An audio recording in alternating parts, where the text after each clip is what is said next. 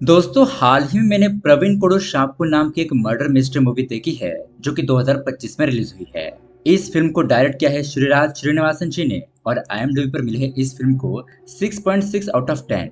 आपको ये film Soni live पर देखने के लिए मिल जाएगी। ये एक बहुत ही जबरदस्त मर्डर मिस्ट्री है जिसमें कि एक बार में एक आदमी की बहुत ही रहस्यमय तरीके से मौत हो जाती है। उसकी मौत किस तरह से हुई ये किसी को कुछ पता नहीं चलता। अब जब ये मैटर पुलिस के पास पहुंचता है तो इन्वेस्टिगेशन में बहुत सारे राज खुलने लगते हैं। पुलिस के शक के दायरे में बहुत सारे लोग थे, लेकिन आखिरकार बार में उस आदमी को किसने मारा, इस फिल्म का क्लाइमैक्स और किलर को प्रिडिक्ट करना बहुत ज्यादा मुश्किल है। इसीलिए दोस्तों वीडियो को एंड तक जरूर देखिएगा, आपको ये फिल्म जरूर पसंद आएगी। तो दोस्तों अगर आपको हमारे एक्सप्लेनेशन वीडियोस पसंद आते हैं तो वीडियो को लाइक और चैनल को सब्सक्राइब जरूर कीजिए। चलिए शुरू करते हैं आज की कहानी। कहानी की शुरुआत में हमें एक वाइन शॉप को दिखाया जाता है जहाँ पर हम एक आदमी की लाश को लटकाया हुआ देखते हैं। अब ये आदमी कौन है और उसे किसने मारा ये हमें कहानी में आगे पता चलेगा। अब उसके अगले दिन हम इस कहानी के मेन लीड कैरेक्टर संतोष को देखते हैं जो कि एक पुलिस इंस्पेक्टर होता है। सुबह सुबह संतोष को उसके सीनियर पुलिस ऑफिसर अपने पास बुलाते हैं और कहते हैं कि कल रात हमने जिस लाश को वाइन शॉप से बरामद किया है उसके मर्डर केस को तुम्हें इन्वेस्टिगेट करना होगा। अब दोस्तों ये वही लाश होती है जिसे हमने कहानी की शुरुआत में देखा था। अब ये बात सुनकर संतोष कहता है कि सर मैं इस केस को नहीं ले सकता। दरअसल यहाँ पर बात ये होती है कि संतोष के पिताजी शराब पीकर उसकी माँ को बहुत ज्यादा मारते पीटते थे, जिस वजह से संतोष शराब की स्मेल को बर्दाश्त नहीं कर पाता था और यही वजह थी कि वो इस केस को नहीं लेना चाहता था, क्योंकि अगर उसने ये केस सॉल्व करने के लिए ले लिया तो उसे पूछताछ करने के लिए बार बार उस वाइन शॉप के चक्कर लगाने होंगे। लेकिन अब यहाँ पर उसका सीनियर उससे कहता है कि उसका नाम तो डायरेक्टली डीसीपी ने रिकमेंड किया है, क्योंकि संतोष एक बहुत ही होशियार और चालाक इंस्पेक्टर होता है। केस सॉल्व करने के उसके स्किल बहुत ज्यादा गजब के होते हैं। अब यहाँ पर संतोष सोचता है कि ये एक बहुत बड़ा मौका है और वो इसे अपने हाथ से नहीं जाने दे सकता था, इसलिए फाइनली वो ये केस सॉल्व करने के लिए मान जाता है। अब इस केस की इन्वेस्टिगेशन शुरू हो जाती है। सबसे पहले संतोष सुनील नाम के एक बंदे को पुलिस स्टेशन में बुलाता है। अब यहाँ पर संतोष एक होशियार पुलिस वाला था जो कि सुनील की बॉडी लैंग्वेज को देखकर ही उसे पहचान लेता है और ये अंदाजा लगाता है कि ये कोई आम आदमी नहीं हो सकता। और ये बात सुनील से पूछने पर वो भी एडमिट करता है कि हाँ वो कुछ समय पहले CRPF में एक ऑफिसर का काम करता था और फिलहाल वो रिटायर होने की वजह से अब रियल एस्टेट का बिजनेस करता है। अब उसके बाद यहाँ पर संतोष से पूछता है कि बताओ उस शॉप में क्या हुआ था। हमें यहाँ पर सुनील बताना शुरू करता है कि कल रात वो और कुछ लोग उस शॉप में कार्ड्स खेल रहे थे, तभी वहाँ पर दो लोगों में लड़ाई शुरू हो गई और वो लोग लड़ाई करते हुए एक रूम में पहुंच गए। तभी अचानक उनकी नजर रूम के रूफ पर पड़ गई और वहां का नजारा देखकर उनकी आंखें फटी की फटी रह गई। वहां रूफ पर शॉप के ओनर बाबू की लाश लटकी हुई थी। अब ये सारी बातें जानने के बाद संतोष पुलिस स्टेशन में एक दूसरे आदमी को पूछताछ करने के लिए बुलाता है और ये बंदा एक चोर था। संतोष पहले तो उसे थोड़ा डराता है ताकि वो झूठ ना बोलते हुए सच ही बोले। उसके बाद वो उससे पूछता है कि बताओ उस रात उस दुकान में क्या हुआ था। अब उसके बाद वो चोर आगे की कहानी को कंटिन्यू करता है, बताता है कि उस लाश को देखने के बाद हम लोगों ने उसे नीचे उतारा, फिर वो लोग उसे CPR देने की कोशिश करने लगे थे, लेकिन तब तक बहुत ज्यादा देर हो चुकी थी, उस आदमी की मौत हो चुकी थी। अब ये सुनने के बाद संतोष दो और लोगों को बुलाता है और उनसे भी यही सवाल पूछता है, जिस पर वो लोग भी बार में आगे की स्टोरी कंटिन्यू करते हैं। वो लोग बताते हैं कि जब CPR से बात नहीं बनी तो सुनील ने तुरंत इस घटना के बारे में पुलिस को इन्फॉर्म कर दिया। उसके बाद सुनील ने सभी लोगों के सामने ये भी कहा कि शॉप में आने जाने के सिर्फ दो ही रास्ते हैं और उन लोगों के अलावा यहाँ पर कोई आया है ना ही कोई गया है, जिसका मतलब साफ साफ है कि बाबू का मर्डर शॉप के अंदर जितने भी लोग मौजूद है उन्हीं में से किसी ने एक ने किया है। अब ये बात सुनने के बाद सभी लोग एक दूसरे के चेहरे को देखने लगते हैं और सोचने लगते हैं कि आखिरकार मर्डर किसने किया होगा। अब इतनी देर में पुलिस वहां तक पहुंच चुकी थी और उनके साथ संतोष भी वहां पर आया था। अब उस क्राइम लोकेशन की पूरी तरीके से जांच पड़ताल करने के बाद संतोष अपने सीनियर से कहता है कि सर ये कोई आत्महत्या नहीं बल्कि एक मर्डर है, क्योंकि अगर ये आत्महत्या होती तो किसी टेबल या फिर चेयर पर बाबू के निशान जरूर होते, लेकिन ऐसा कुछ भी नहीं था। वही बाबू जिस रस्सी से लटका हुआ था उस रस्सी को ब्लैक पेंट लगा हुआ था, तो जाहिर सी बात है कि वो पेंट बाबू के हाथ पर भी लगना चाहिए था, लेकिन उस पेंट के निशान बाबू के हाथ पर नहीं थे। और यहाँ पर एक और बात ध्यान देने वाली थी कि ये मर्डर चोरी के इरादे से तो बिल्कुल भी नहीं हुआ था, क्योंकि दोस्तों उस शॉप में जितना भी सारा पैसा था वो अभी तक वहीं पर था, लेकिन उन्हें वहां पर एक डायरी मिलती है जिसके अंदर देखने पर कुछ पेजेस फटे हुए थे, जिससे कि ये बात साफ हो जाती है कि शायद उस डायरी का और इस मर्डर का कुछ ना कुछ कनेक्शन जरूर होगा। अब दोस्तों इंस्पेक्टर संतोष का यह एनालिसिस देखकर सभी लोग उसका लोहा मान लेते हैं मतलब कि उसने सारी बातें टू द पॉइंट कही थी और सभी लोगों को लगता है कि हाँ, ये सही कह रहा है।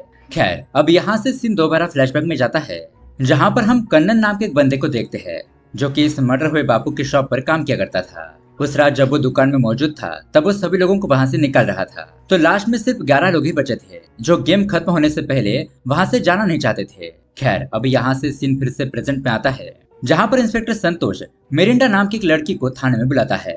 अब मिरिंडा काफी ज्यादा खूबसूरत होती है, तो उससे देखकर संतोष थोड़ा सा उसकी तरफ अट्रैक्ट हो जाता है। और यहाँ पर हमें पता चलता है कि असल में मिरिंडा कन्नन की बीबी थी, लेकिन फिलहाल वो इस समय कल्याणी, जो कि बाबू की दुकान में काम करता है, उस सिल्वियन की बीबी थी और वो उसके घर पर रह रही थी। अब यहाँ पर मिरिंडा बताती है कि कन्नन अपाहिज है, लेकिन फिर भी वो लोग एक दूसरे से बहुत ज्यादा प्यार करते थे और इसी वजह से उन लोगों ने शादी भी की थी। लेकिन मिरिंडा बहुत ज्यादा सुंदर होने की वजह से गांव के सभी लोग उसके अफेयर के बारे में बातचीत किया करते थे। अब ऐसे ही एक दिन मिरिंडा वाइन शॉप पर आई और कन्नन को छोड़कर बाबू से बात करने लगी। अब ये सब कुछ देखकर सभी लोग कन्नन के ऊपर हंसने लगे और कहने लगे, ये क्या, तुम्हारी बीबी तो बाबू से बात कर रही है, मतलब कि जरूर उन दोनों के बीच में कुछ चक्कर चल रहा है।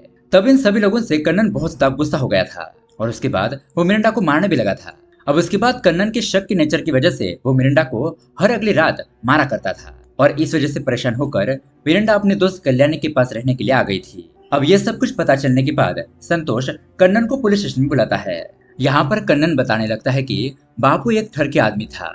वो जानबूझकर लोगों की बीबियों से अफेयर करता था और सिर्फ उसकी बीबी नहीं, बल्कि सेल्वियन की बीबी कल्याणी के साथ भी बाबू का अफेयर था। लेकिन सेल्वियन ने इस बात पर ज्यादा ध्यान नहीं दिया, वो इस बात को हमेशा इग्नोर करता था। अब यहाँ पर यह बात थोड़ी सी अजीब थी, क्योंकि जब संतोष ने मिरिंडा से उसके अफेयर के बारे में पूछा था, तो उसका बाबू के साथ अफेयर चल रहा था, ये बात कबूल करने से साफ साफ मना कर दिया था। अब ये सारी बातें सुनने के बाद संतोष का पूरा शक कन्नन के ऊपर ही था, क्योंकि उसी के पास बाबू को मारने की प्रॉपर वजह थी। क्योंकि कन्नन को लगता था कि उसकी पत्नी मिरिंडा और बाबू का अफेयर चल रहा है, इसीलिए उसने बाबू को मार दिया होगा। लेकिन फिलहाल उसके खिलाफ कोई ठोस सबूत नहीं था। अब इसी वजह से अगले दिन संतोष फिर से कन्नन को पुलिस स्टेशन में बुलाता है।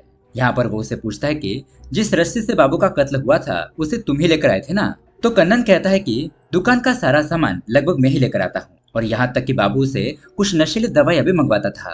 अब दोस्तों, सभी लोगों के बयान सुनने के बाद ये केस काफी ज्यादा उलझ चुका था। पुलिस को असली किलर कौन है ये कुछ समझ नहीं आ रहा था। खैर, अब यहाँ से सीन थोड़ा सा फिर से पास्ट में जाता है। जब उन लोगों को बाबू की लाश मिली थी, तब उस समय सभी लोग कन्नन के ऊपर ही शक कर रहे थे। पर तब कन्नन सभी लोगों से कहता है कि तुम सभी लोगों ने देखा है, मैं सभी लोगों को शराब देने के बाद तुम्हारे पास ही बैठा था और तुम्हारी तरह मैंने बाबू को शराब दी थी।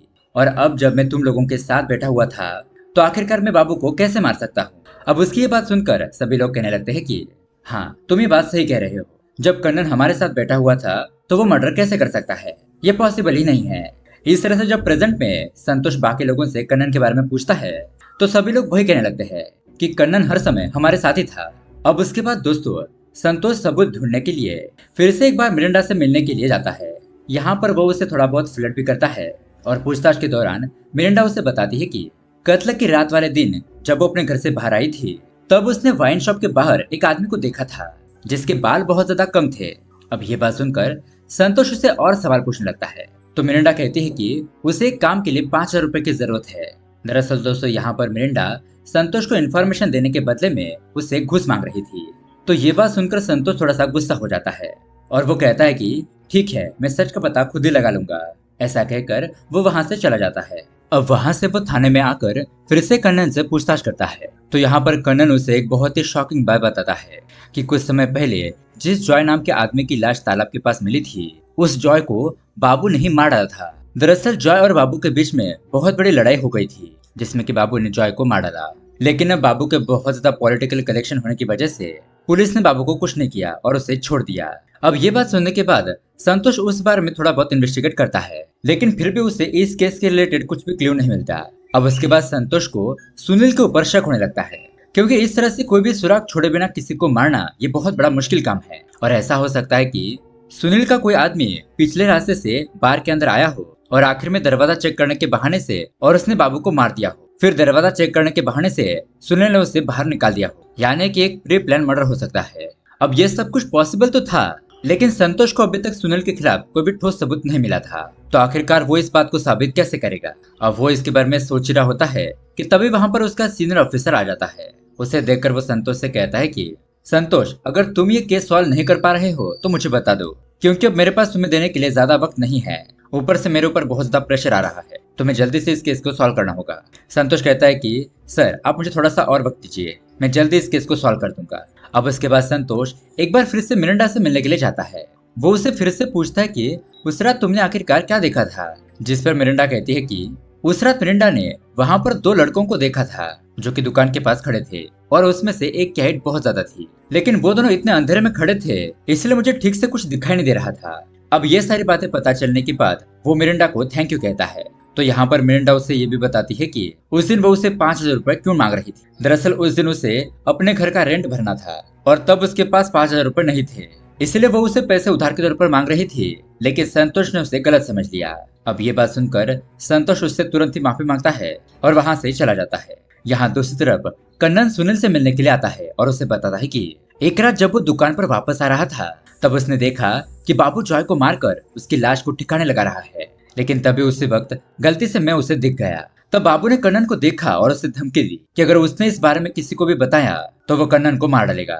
इसी वजह से कन्नन घबरा जाता है और उसने इसके बारे में अभी तक किसी को कुछ भी नहीं बताया था। अब यहाँ प्रेजेंट में जब सुनील को यह बात पता चलती है तो वो तो शॉक रह जाता है। कहता है कि जॉय का सौतेला बेटा उसके पिता के हत्यारे को कब से ढूंढ रहा है। जिस पर कन्नन यहाँ पर एक बहुत बड़ा सीक्रेट रिवील करता है, और वो ये था कि जॉय का सौतेला बेटा और कोई नहीं बल्कि संतोष ही था। ये जानने के बाद सुनील कहता है कि हो सकता है कि संतोष ने बाबू को मारा होगा अपने पिता का बदला लेने के लिए, और अब यहाँ पर ये एक वैलिड पॉइंट भी था। इस वजह से अब ये लोग सोचने लगते हैं कि आखिरकार संतोष ने बाबू को कैसे मारा होगा, और वह संतोष जानबूझकर इस केस की जांच पड़ताल कर रहा है क्योंकि वो इस केस को गुमराह करना चाहता है।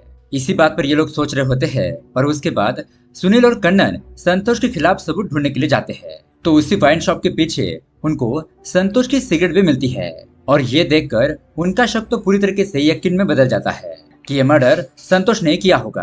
तो वही यहाँ पर हम संतोष को देखते हैं जो कि मिरिंडा को इम्प्रेस करने में लगा होता है, पर मिरिंडा उसे इम्प्रेस हो भी जाती है।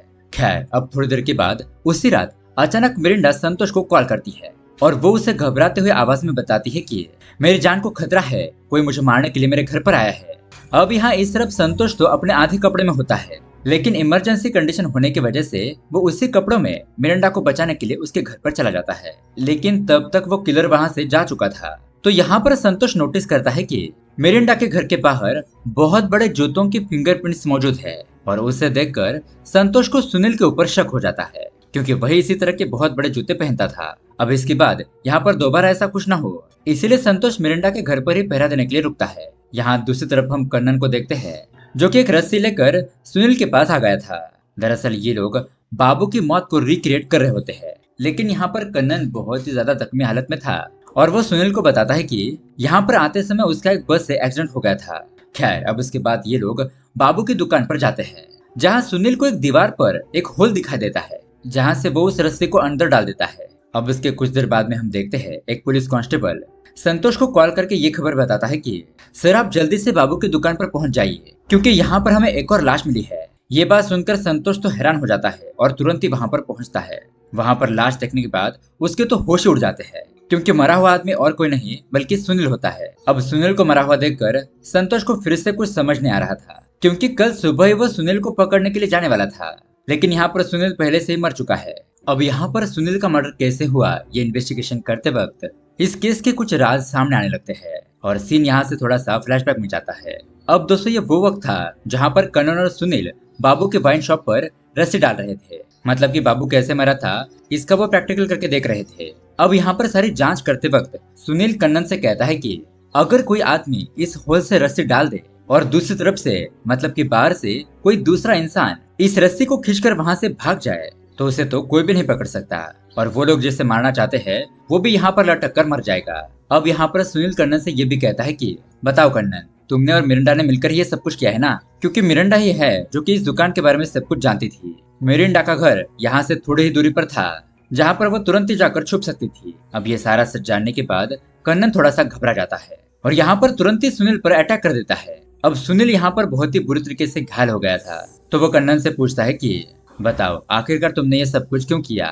जिस पर कन्नन बताता है, जिस समय बाबू ने जॉय को मार दिया था तब कन्नन ने उसे देख लिया था, और कन्नन यही बात सुनील को भी बताने की कोशिश कर रहा था, तो उन दोनों को बाबू ने देख लिया। इस वजह से बाबू कन्नन के घर पर आकर उसे और मिरांडा को बहुत ज्यादा मारने लगा। लेकिन उस समय मिरांडा प्रेग्नेंट थी और बहुत ज्यादा मारने पीटने की वजह से उसकी तबीयत बहुत ज्यादा खराब हो गई। जब उसे हॉस्पिटल में एडमिट किया गया तो बेदम मार खाने की वजह से उसका अबॉर्शन करना पड़ा, और उस मारपीट की वजह से मिरांडा ने अपना बच्चा खो दिया था। अब अपने बच्चे को खोकर कन्नन और मिरांडा बहुत ज्यादा दुखी होते हैं और गुस्सा भी। वो दोनों इसी मौके की तलाश में होते हैं कि वो अपने बच्चे की मौत का बदला कैसे लेंगे। इसीलिए जब उस रात बारिश हो रही थी तब उन दोनों ने मिलकर बाबू को जान से मारने का प्लान बनाया। उस रात कन्नन ने बहुत ही अच्छी तरीके से पूरी महफिल सजाई और बार में आए सभी लोगों को कार्ड्स खेल में बिजी करवा दिया। उसके बाद जब बाबू बेहोश हो गया था तो उसने मिरांडा की मदद से उस काली रस्सी को खींचा और बाबू को मरवा दिया। यहाँ अंधेरा होने की वजह से किसी को भी बाबू की मौत का पता नहीं चला, और इस तरह से कोई भी सुराग छोड़े बिना ही उन दोनों ने ये कत्ल का काम पूरा कर दिया था। अब यहाँ पर सुनील ये सब कुछ सुनने के बाद उसे कहता है कि अब तुम्हें और मिरांडा को मुझे यहीं पर छोड़कर भाग जाना चाहिए। इसीलिए अब कन्नन उस शॉप को आग लगाकर वहां से भाग जाता है। वो भागकर सीधा अपने घर पर आता है और मिरांडा से मिलता है, लेकिन उस समय वहां पर संतोष भी पहुंच गया था। तब मिरांडा कन्नन को यहाँ से भाग जाने के लिए कहती है, लेकिन इसी बीच रात के अंधेरे में संतोष गोली चला देता है, क्योंकि उसे लग रहा था कि शायद वो किलर मिरांडा को मारने के लिए दोबारा से यहाँ पर आया है। लेकिन दोस्तों यहाँ पर तो वो गोली मिरांडा को ही लग जाती है। और दोस्तों इससे पहले मिरांडा ने संतोष को जो भी इन्फॉर्मेशन बताई थी वो सब कुछ झूठा था। उसने संतोष को गुमराह करने के लिए वो सब कुछ बताया था, लेकिन अब यहाँ पर मिरांडा को गोली लग चुकी थी, जिसकी वजह से उसकी हालत खराब हो गई थी। खैर अब उसके अगले दिन हम देखते हैं मिरांडा की जब आँख खुलती है तो वो हॉस्पिटल में होती है, मतलब कि संतोष उसे यहाँ पर लेकर आया था, और संतोष उसे कहता है कि बाबू और सुनील के कातिल को हमने पकड़ लिया है। उसका मतलब ये था कि कन्नन को हमने पकड़ लिया है, लेकिन इस मर्डर में उसका जिसने साथ दिया था वो कौन है ये अभी तक हमें पता नहीं चला है। और तभी अचानक वो यहाँ पर मिरांडा का हाथ पकड़ लेता है, जिसका मतलब ये था कि वो इस बात को भी जानता था कि उस मर्डर में आधा हिस्सेदार मिरांडा भी थी, लेकिन शायद कन्नन ने ही सारा गुना अपने सर पर ले लिया था और मिरांडा को छोड़ देने के लिए कहा था। इसी वजह से संतोष भी मिरांडा को जाने देता है और यहाँ पर ये कमाल की मर्डर मिस्ट्री सॉल्व होती है। तो दोस्तों ये कहानी आपको कैसी लगी हमें कमेंट करके जरूर बताइएगा। साथ ही ऐसे ही अमेजिंग मूवी देखने के लिए हमारे चैनल को सब्सक्राइब जरूर कीजिए। मिलते हैं अगली वीडियो में। Thanks for watching.